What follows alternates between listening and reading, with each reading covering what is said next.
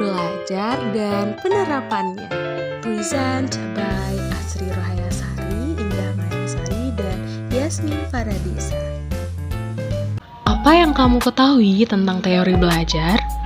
Dalam proses pembelajaran, belajar dapat dilihat dari 3 sudut pandang.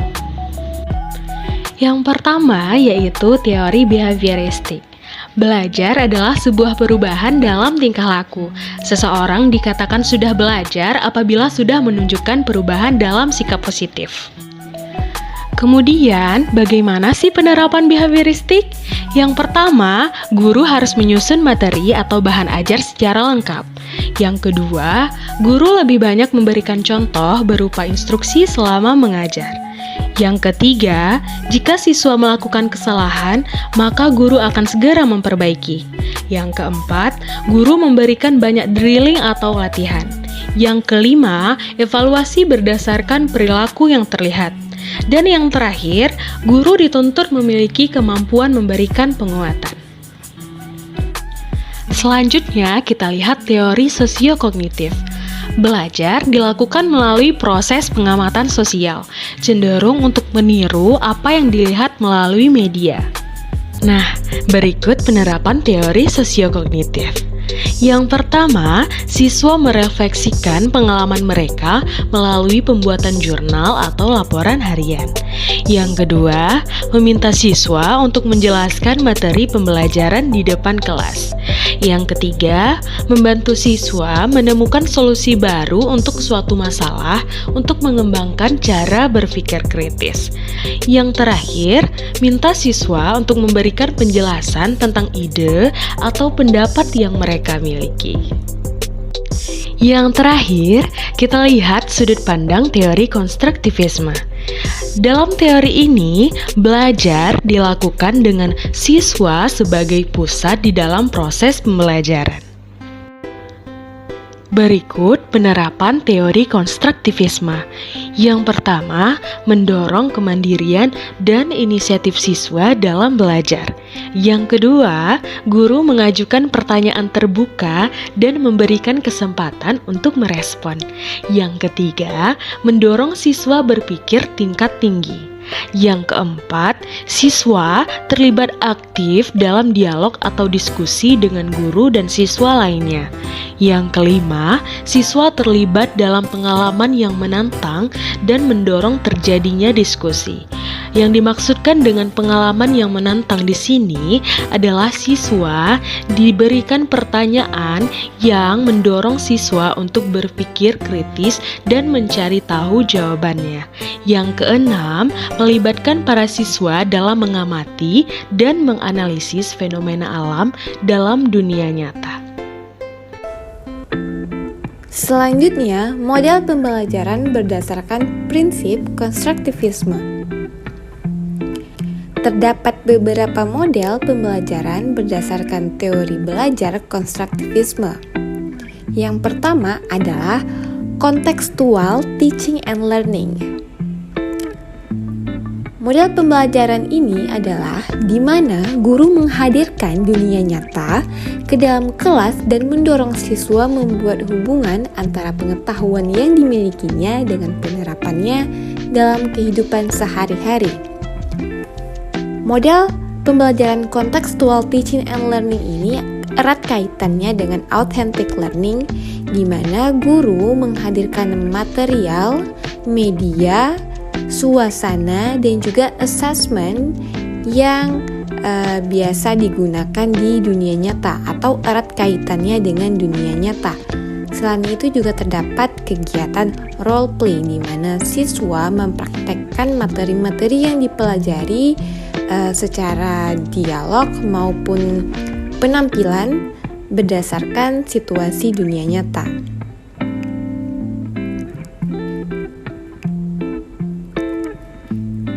Model selanjutnya adalah cooperative learning. Model pembelajaran ini dilakukan dengan membuat sejumlah kelompok dengan jumlah peserta didik 2-5 anak yang bertujuan untuk saling memotivasi antar anggotanya. Selain itu juga untuk saling membantu agar tujuan dapat tercapai secara maksimal. Adapun contoh-contoh kegiatan berdasarkan model cooperative learning ini adalah seperti small group discussion, jigsaw, dan think, pair, share. Model selanjutnya adalah inquiry-based learning.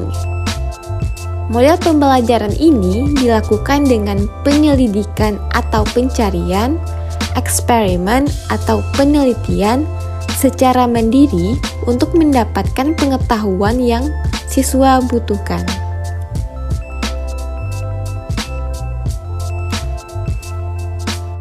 Baik, selanjutnya saya akan menjelaskan bagaimana cara supaya seorang guru dapat meningkatkan motivasi belajar peserta didik ketika dihadapkan dengan beberapa kasus dalam kelas. Yang pertama, Tania yang berumur 7 tahun memiliki kemampuan yang rendah dan keinginan yang rendah untuk sukses. Maka ada beberapa upaya yang dapat dilakukan oleh guru untuk meningkatkan motivasinya. Yang pertama, pendekatan melalui komunikasi dengan orang tua. Kedua, pendekatan dan upaya motivasi belajar melalui peran teman sebaya.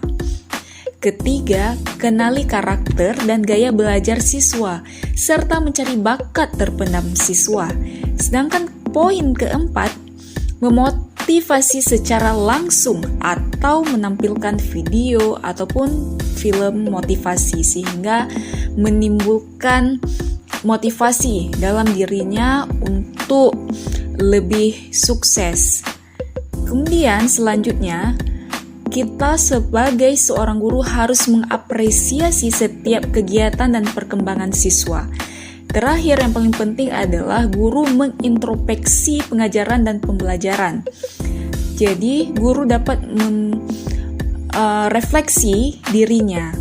Apakah ada salah dengan gaya pembelajarannya sehingga anak murid ini memiliki kemampuan rendah dan keinginan yang rendah juga untuk sukses. Jadi sangat penting bagi seorang guru untuk terus-menerus merefleksi dirinya sendiri untuk memperbaiki proses pembelajaran.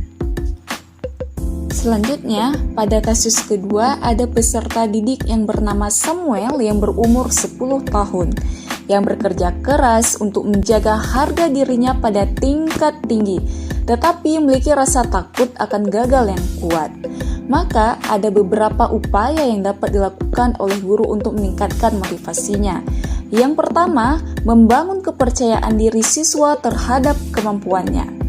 Sedangkan poin kedua, memberi wawasan dan membantu siswa dalam pengendalian diri. Ketiga, seorang guru dapat memotivasi siswa bahwa kegagalan adalah awal kesuksesan. Keempat, mencari informasi dari keluarga terkait faktor perilaku dan ambisi siswa yang tinggi, sehingga ada kolaborasi antara peran keluarga dan guru untuk mengetahui penyebabnya, sehingga dapat dicarikan solusi. Poin kelima, memberi pemahaman kepada siswa bahwa pembelajaran tidak hanya mengenai hasil, namun proses yang dilalui juga bermakna.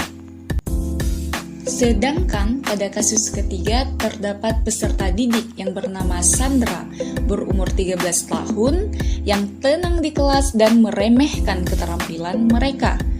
Ada beberapa upaya yang dapat dilakukan oleh guru untuk merubah karakternya.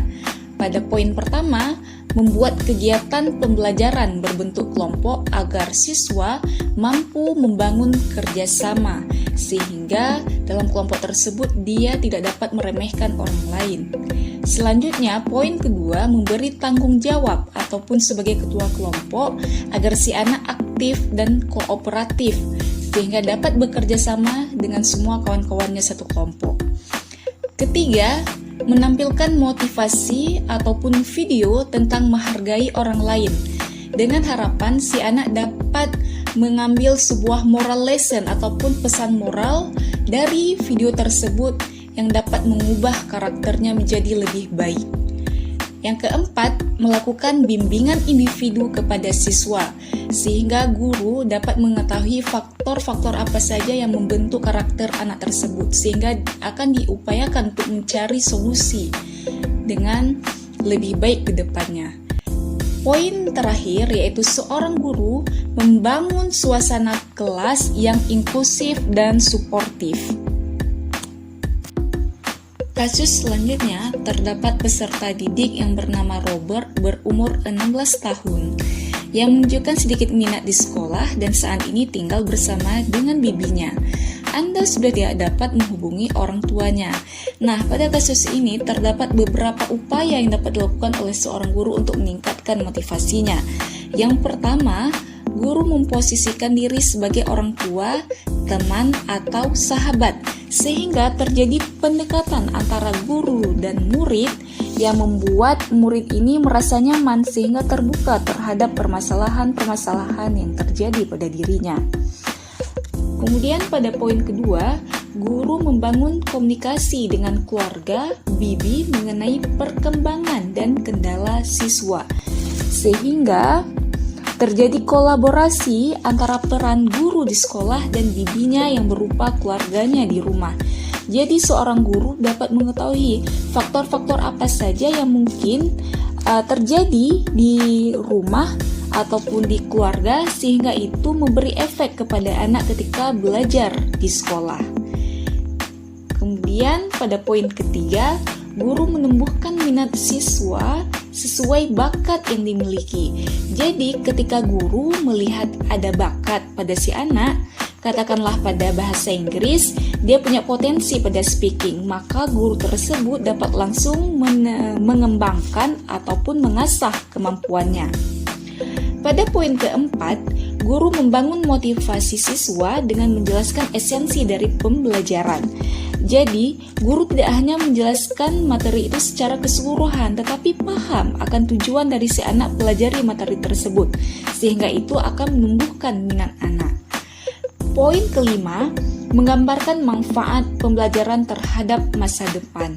Jadi si anak dapat mengetahui manfaat dari dia belajar materi tersebut di masa depannya. Katakanlah seperti bahasa Inggris, apa manfaatnya belajar TOEFL di masa depannya? Yaitu dapat meng-apply scholarship ataupun beasiswa melanjutkan pendidikan di luar negeri. Seperti itu. Terakhir, ada satu quote yang dikutip dari Abraham Haji Maslow yang mengatakan bahwa salah satu tujuan pendidikan adalah mengajarkan bahwa hidup itu berharga. Sekian dan terima kasih. Majulah terus pendidikan Indonesia.